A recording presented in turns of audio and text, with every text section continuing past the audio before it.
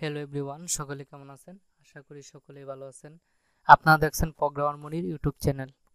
এখন আমি মূলত কথা বলবো ষান্মাসিক সামষ্টিক মূল্যায়ন 2024-এর সপ্তম শ্রেণীর বাংলা বিষয় নিয়ে।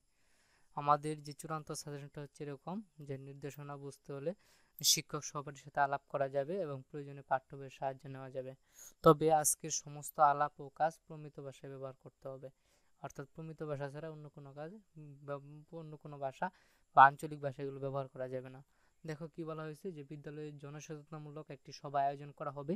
এই সভায় আমাদের প্রাত্যহিক জীবন এবং চারপাশে নানান জনসচেতনতামূলক বিষয়ের উম, জনসচেতনতামূলক বিষয়ের নিয়ে আলোচনা করতে হবে।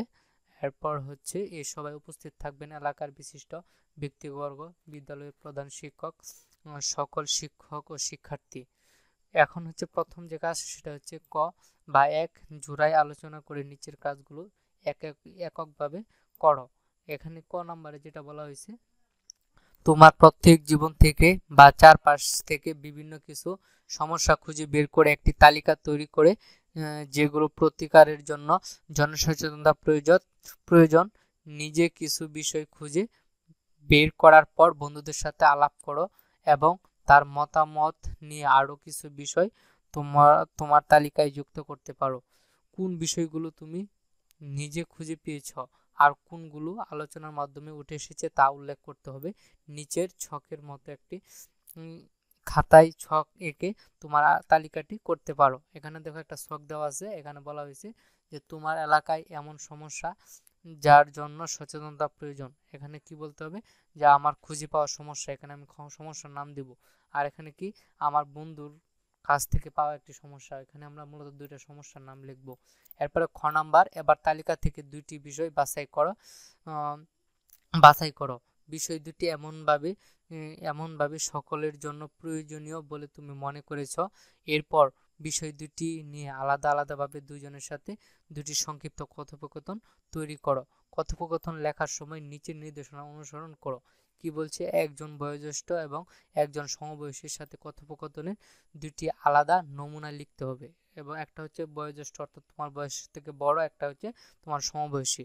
এরপর হচ্ছে সংলাপ লেখার সময় সর্বনাম এবং ক্রিয়া বিশেষণের মর্যাদা রক্ষা করতে হবে এবং আমাদের কি করতে হবে, সর্বনাম ক্রিয়া শব্দের কি মর্যাদাগুলো রক্ষা করতে হবে। এরপর হচ্ছে সংলাপ লেখার সময় প্রসঙ্গের মধ্যে থাকতে হবে, অর্থাৎ যে প্রসঙ্গ, অর্থাৎ আমাদের যে দুইটা বিষয় এই দুইটা বিষয়ের মাধ্যমেই থাকতে হবে। এরপর হচ্ছে কথোপকথনে সরল বাক্য, জটিল বাক্য এবং যৌগিক বাক্য, তিন ধরনের বাক্যই ব্যবহার করতে হবে। অর্থাৎ শুধুমাত্র একটা বাক্য ব্যবহার করলে আমাদের কাজটুকু হবে না, আমাদের কি করতে হবে, তিন ধরনের বাক্য ব্যবহার করতে হবে। এরপর দেখো এখানে যে বিষয়টা বলা হয়েছে, কথোপকথনের সকল নির্দেশনা নিয়ে জোড়ায় আলোচনা করা যাবে এবং জোড়ায় আলোচনা থেকে নতুন কি কি ধারণা উঠে এসেছে তা কথোপকথন লেখার আগে আলাদাভাবে সংক্ষেপে তুলে ধরতে হবে। এরপরে কি বলা হয়েছে, কথোপকথনের বিষয়বস্তু হুবহু এক হওয়া যাবে না, এটা আমাদের বলা হয়েছে। এরপর হচ্ছে ঘ নাম্বার, এবার কথোপকথনে ব্যবহৃত তিন ধরনের বাক্যে একটি করে নমুনা দেখাও। এরকম একটি ছক খাতায় এঁকে নাও। এখানে মূলত আমাদের লেখা থাকবে বাক্যের ধরন, এখানে কথোপকথনে ব্যবহৃত বাক্য। সরল বাক্যটা আমরা এখানে লিখবো, জটিলটা এখানে লিখবো, যৌগিক বাক্যটা আমরা এখানে লিখবো। এরপর হচ্ছে কাজ 2। কাজ 2 এর কতে বলা হয়েছে যে যে দুটি বিষয় বা ঘটনা তুমি আলাদা করেছো সেই দুটি বিষয় বা ঘটনা কেন অন্যদের জন্য দরকারি বা অন্যদের উপকারে আসতে পারে তা 150টি শব্দের মধ্যে লিখো। লেখার সময় খেয়াল রাখো লেখার মধ্যে যেন সমাস, উপসর্গ বা প্রত্যয়ের মাধ্যমে গঠিত শব্দ থাকে। এরপরে খ নাম্বার আমরা যে কাজটা করব সেটা হচ্ছে তোমার লেখা থেকে সমাস, উপসর্গ বা প্রত্যয়ের মাধ্যমে গঠিত শব্দ আলাদা করো। সব মিলিয়ে 5টি শব্দ বাছাই করো এবং নিচের ছকের অনুরূপ ছক খাতায় একে কাজটি করতে হবে। অর্থাৎ এখানে আমরা মূলত 5টা শব্দ লিখব, বাংলায় কি হবে সেটা লিখব, শব্দটি কি উপায়ে গঠিত হয়েছে জাস্ট এই জিনিসটা আমরা লিখব।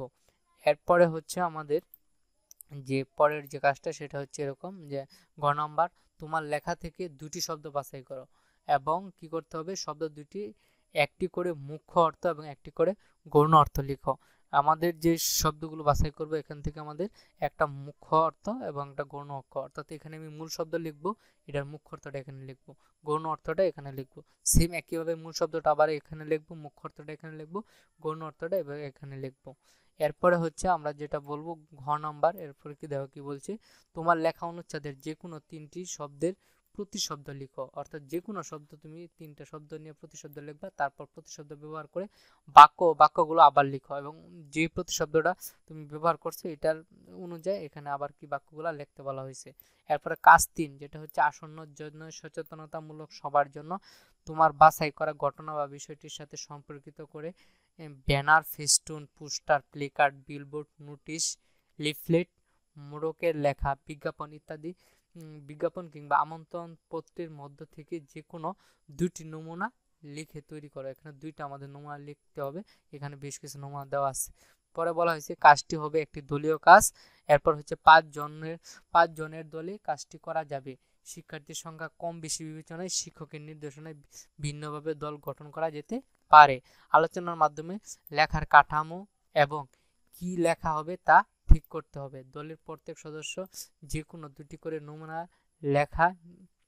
লেখা নিজে খাতায় তৈরি করবে, অর্থাৎ এখানে আমাদের সদস্যদের কি মধ্যে থেকে যে কোনো 2টা আমাদের কি করতে হবে, খাতায় লিখতে হবে। এরপর হচ্ছে দলের সদস্যরা নিজেদের মধ্যে আলোচনা করে ঠিক করবে কে কোন ধরনের নমুনা তৈরি করবে, তবে প্রতিটি দলই বিভিন্ন ধরনের লেখার নমুনা থাকতে হবে, অর্থাৎ সব ধরনের নমুনাগুলো থাকতে হবে।